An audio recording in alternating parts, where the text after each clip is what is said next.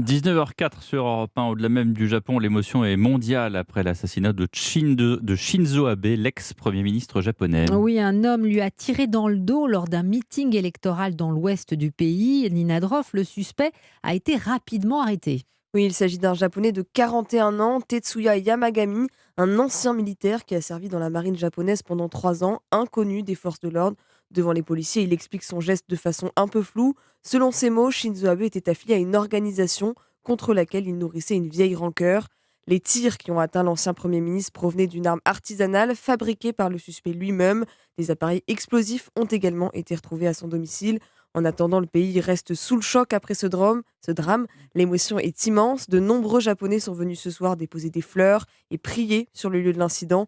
Le Premier ministre japonais Fumio Kishida, l'ancien disciple politique de Shinzo Abe, a lui aussi tenu à lui rendre hommage. Je n'ai pas les mots. Je voudrais exprimer mes sincères condoléances à sa famille.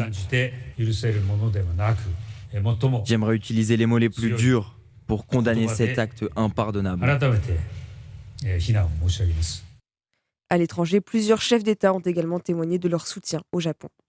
Et réaction d'Emmanuel Macron, le Japon perd un grand Premier ministre qui dédia sa vie à son pays et œuvra à l'équilibre du monde. Au Brésil, un deuil national de 3 jours a été décrété par le président Bolsonaro. Il faut dire que le pays accueille la première communauté japonaise à l'étranger avec près de 2 millions de personnes.